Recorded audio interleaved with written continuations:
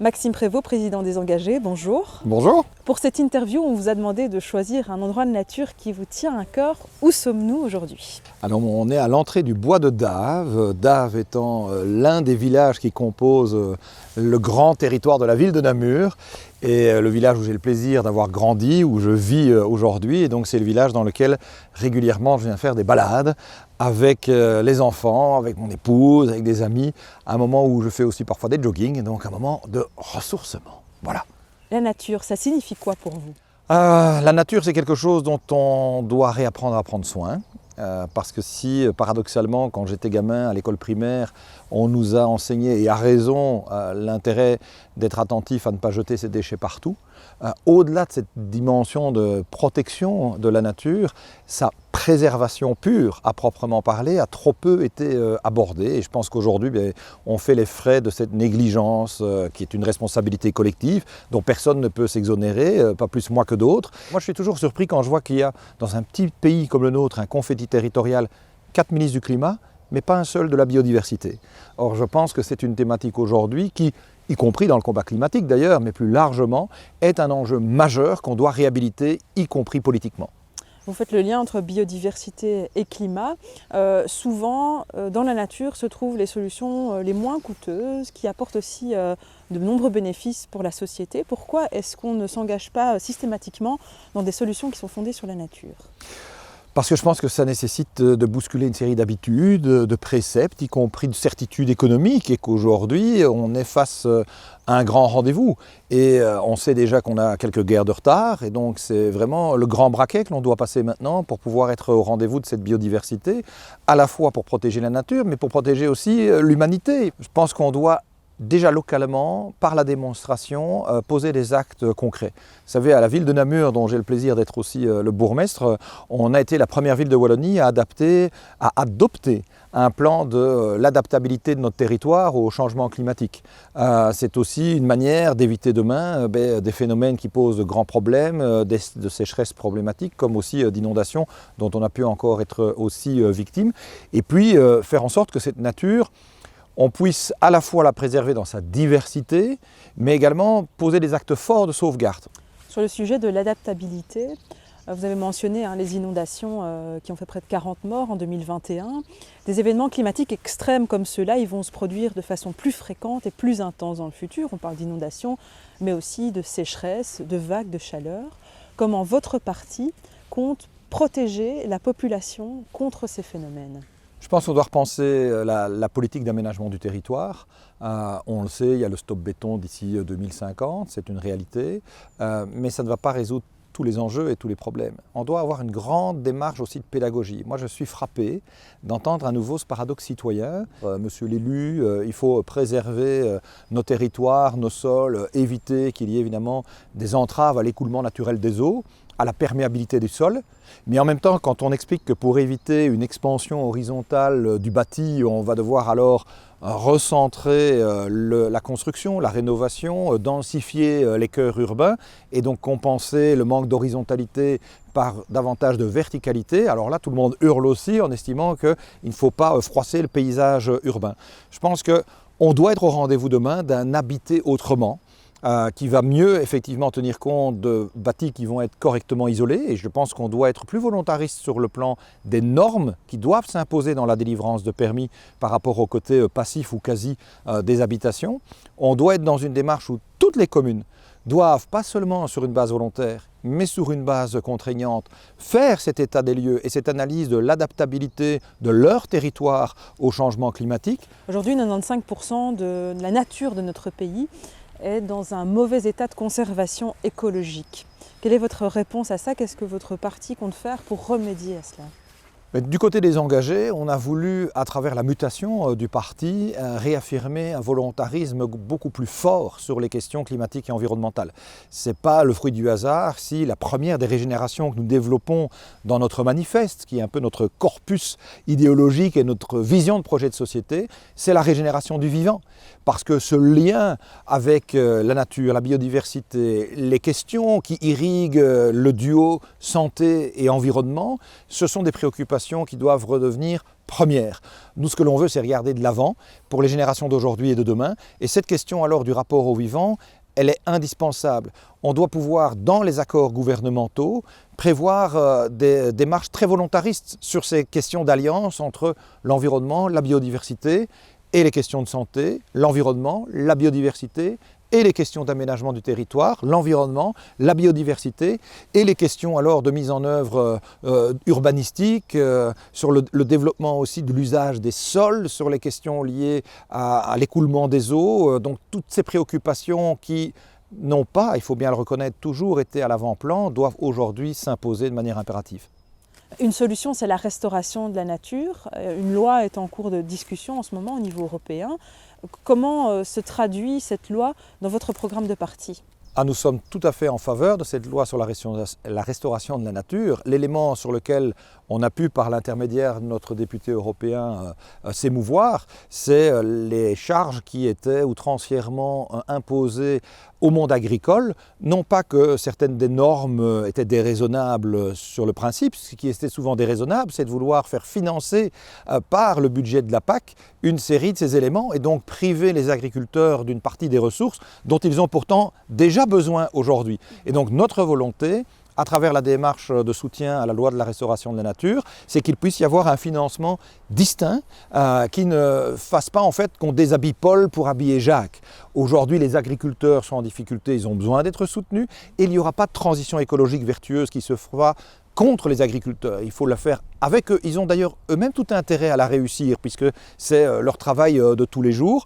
Par contre, ce qu'il faut, c'est éviter de les étrangler financièrement et donc que l'Union européenne, qui est parfois prompte à dégager des milliards sur d'autres enjeux, y compris de défense, puisse avec le même volontarisme dégager quelques milliards complémentaires pour pouvoir doter cette loi de la restauration de la nature des moyens financiers nécessaires à sa concrétisation, avec aussi des clauses miroirs. Il faut que les normes rigoureuses que nous essayons de mettre en œuvre au niveau européen, notamment en matière sanitaire, sociale et environnementale, puissent alors aussi s'imposer aux autres et à défaut qu'il y ait une pénalité. C'est la raison pour laquelle les engagés proposent de transformer la taxe sur la valeur ajoutée, qui dit bien d'ailleurs qu'on est dans un autre temps, quant au rapport à l'argent, par une taxe sur la valeur environnementale, la TVE. Pour me faire comprendre, au lieu d'avoir 21% de TVA sur quasi tous les produits, considérons qu'il y a un socle par exemple de 10-12% et puis le reste varie en fonction de l'intensité du carbone qu'il a été nécessaire de produire, soit pour importer le bien, soit pour le fabriquer, de manière à ce que les biens qui sont les plus polluants en production puissent alors être davantage taxés et donc que les produits locaux, au contraire, eux, aient la faculté d'être moins chers et donc plus accessibles au public. On sait notre système de production alimentaire, il dépend intrinsèquement de la nature. Comment on sort de cette polarisation, de ce débat, de cette opposition entre les crises de l'agriculture et les crises de la nature ?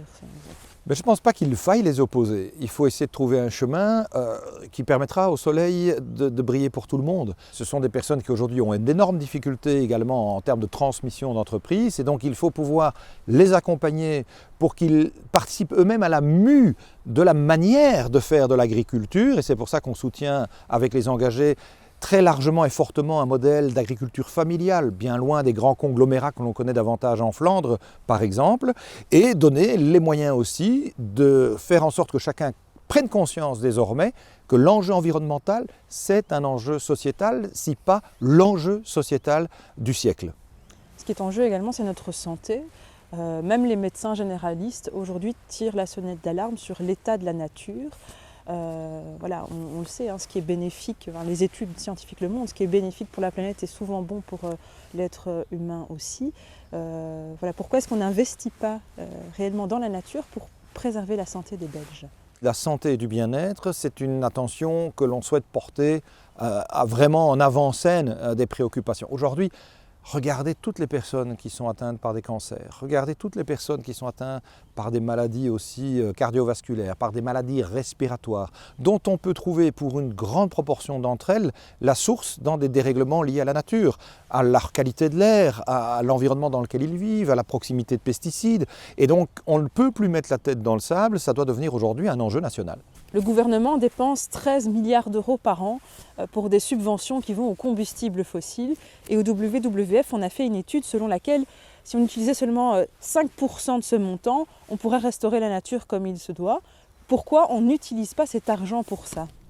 Les engagés n'ont pas caché que dans le cadre de leur grande réforme fiscale, destinée à pouvoir redonner du pouvoir d'achat aux citoyens, pouvoir diminuer les charges sur les entreprises, pouvoir redonner des moyens à la santé, à la justice et à la police, mais aussi pouvoir faire l'objet d'une politique volontariste sur le plan environnemental, il faudra aussi, surtout dans cette lutte contre l'énergie fossile, que nous puissions progressivement, parce qu'il serait illusoire de vouloir le faire en un coup de cuillère à peau, diminuer la voilure des subventionnements publics, quel que soit le niveau de pouvoir, qui sont aujourd'hui octroyés aux fossiles.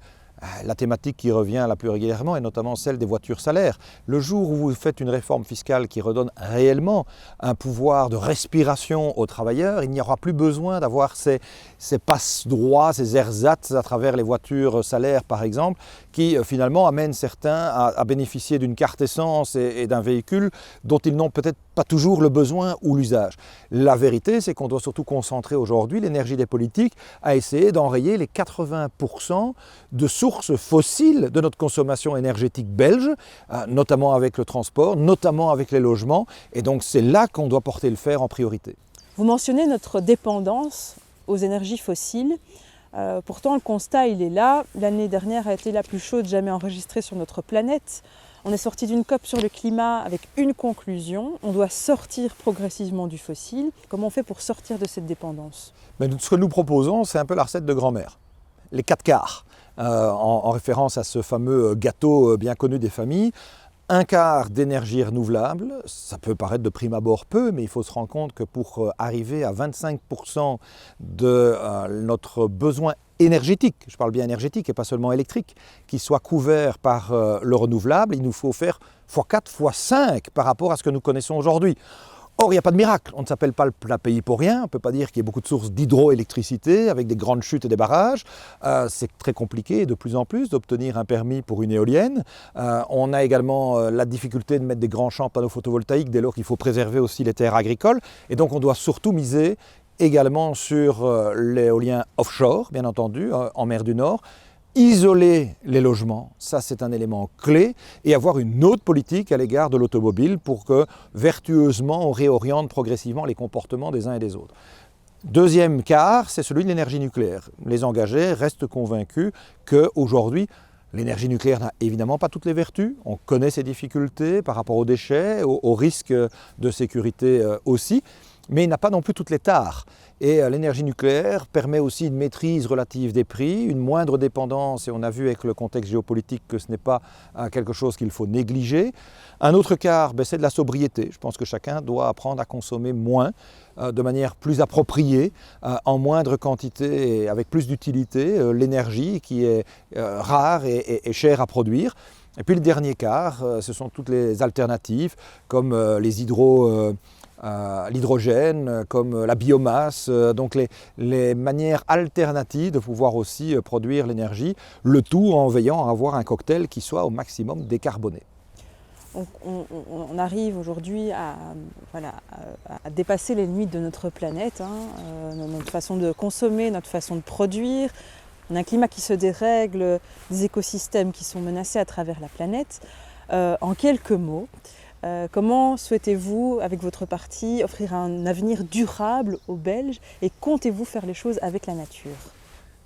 Je pense qu'on doit arrêter ce qui est devenu finalement presque une marque de fabrique de la Belgique, le détricotage. On fait un pas en avant, 2 pas en arrière. C'est la raison pour laquelle les engagés proposent que par voie de référendum, il y ait un plan de transition climatique et énergétique qui intègre donc aussi des enjeux de préservation de la biodiversité, qui soit proposé à la population, que celle-ci puisse l'adopter et le valider en sachant que ces effets vont être produits sur 15 ou 20 ans. Les gouvernements qui vont se succéder, quelle que soit leur composition, les uns étant aujourd'hui dedans, risqueront d'être dehors demain et inversement, seront tenus par cette feuille de route. Et donc il n'y aura plus cette crainte à chaque fois de déplaire, de prendre une mesure qui risquera d'être impopulaire, de perdre quelques voix aux élections. Avec les engagés, on veut penser davantage aux prochaines générations qu'aux prochaines élections. Il nous faut maintenant ancrer cette ambition climatique et de biodiversité dans le long terme. Merci. Je vais vous présenter une question de notre équipe jeunesse. Bonjour. On entend souvent dire qu'il faut que tout le monde adopte des petits gestes du quotidien. Évidemment, il est important que l'approche vers le changement climatique soit une approche collective et que tout le monde y participe. Cependant, ce genre de phrases sont souvent utilisées afin de déresponsabiliser le gouvernement ainsi que les grandes entreprises, alors qu'il a été prouvé que ce sont eux qui causent la majorité du changement climatique. C'est pourquoi j'aimerais savoir concrètement quelles mesures vous seriez prêt à imposer aux entreprises à grande empreinte carbone afin de les responsabiliser. Alors, merci. Je voudrais d'abord relativiser une chose. C'est que s'il y a bien un secteur qui a été mis à contribution ces dernières années, à travers les accords de branche sur le plan énergétique, à travers aussi les plans de quotas de CO2, c'est certainement le secteur des grandes entreprises et de l'industrie. Donc il ne faudrait pas outrancièrement le diaboliser. Quand on regarde les contributions, on peut s'inquiéter davantage parfois du secteur du transport ou de la déperdition d'énergie liée à l'insuffisance d'isolation d'une série de logements. Faisant en sorte que l'ensemble des ménages puissent alors mettre à niveau énergétique leurs biens et que l'État se rémunère par une partie des gains liés à la facture énergétique qui sera décroissante grâce à ces investissements. Diaboliser les uns, leur mettre des normes trop contraignantes pour que finalement ils filent avec armes et bagages quand même produire leurs produits et polluer dans d'autres pays qui sont moins regardants de ces normes-là, ça n'aura pas d'impact structurel sur la question climatique puisque le climat il ne connaît pas les frontières. Donc si c'est de toute manière pour que tous les emplois soient perdus chez nous et que de toute manière la pollution ait lieu ailleurs au détriment du climat, on aura juste une équation perdant-perdant. Donc oui, évidemment le secteur des grandes entreprises doit prendre sa part. Il le fait aujourd'hui. Est-ce à dire que c'est suffisant et qu'on ne doit pas aller plus loin? Certainement pas. Maxime Prévost, merci. Je vous remercie.